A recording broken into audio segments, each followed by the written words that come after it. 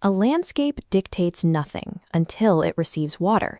Introduce it, and a barren desert immediately becomes a thriving agricultural engine. Syllabus 2059/0448 for Pakistan Studies expects you to master a specific glossary of 58 Urdu terms. Memorizing these terms alphabetically, from Abadi down to Zamindari, creates cognitive overload. It strips away the physical context of what these words actually describe. The preamble to this official list reveals a strict hierarchy. 4 specific words, Ravi, Karif, Barani, and Karez, appear far more frequently on the exam than the rest. These 58 words function as the components of a spatial model of Pakistan's geography. We are going to map these terms from the ground up.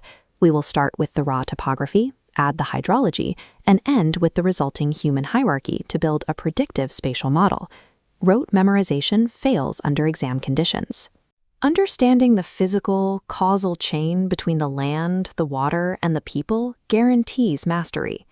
Every geographic model begins with the raw, unshaped canvas, the topography. The central artery of the land is the river. The flat land lying between 2 rivers is the doab, and the dense riverine forest growing immediately along its banks is the bela. Moving outward from the bet, the active summer bed of the river, the land begins to rise. This forms a chronological stepping of soil alluvium. First comes the Kadar, the fresh, new alluvium deposited by recent flows. Stepping further up and away from the river brings us to the Bangar, or Bangar, the older, established alluvium. In these arid depressions, you will find localized salt lakes, a small dond, or a broader, shallow inland drainage lake known as a hamoon. Identifying this topographical staircase is mandatory. You cannot build a farm or a society without first identifying which specific soil layer you are standing on. Topography provides the canvas, but it requires a catalyst to activate it: water access. The simplest form of agriculture is Barani. This relies entirely on rainfall, leaving cultivation vulnerable to climate shifts. In the foothills, human intervention takes over. This structure is a karez, an irrigation method using a horizontal underground canal to transport water while preventing evaporation. For localized extraction, mechanics come into play.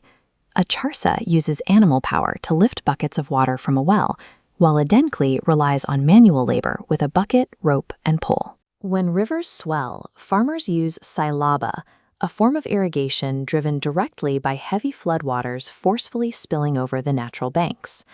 Hydrology determines the utility of the topography. Without a consistent water source, even fertile soil cannot support human survival. The intersection of soil type and water management dictates the agricultural seasons. The Rabi season yields crops grown during the winter. Wheat, shown here during mechanical threshing, is the primary Rabi output. Conversely, the Kharif season produces crops grown during the hot summer, such as rice and cotton. Futi is the specific syllabus term for seed cotton, meaning the boll including the seeds. It is a highly tested Kharif crop. This engine also produces secondary goods listed in your glossary, like gur, which is raw sugar in a solid state, and ghee, clarified butter. Rabi and Kharif appear most often on the exam because they track the direct outcome of combining specific landforms with seasonal water availability. A puka structure, or metalled road, is permanent and strong. A kacha construction is unmetalled and makeshift. A lack of resources pushes populations into a kachi abadi, a dense squatter or shanty settlement housing the poor. A strict socio-economic hierarchy controls this geographic system. At the top is the zamindari system, where land owned by one person is cultivated by others. The titles of power associated with this feudal control include the wadaraya, the chowdhury, and the malik. At the base of the pyramid are the hari. These are the peasant or tenant farmers who physically work the land without owning it.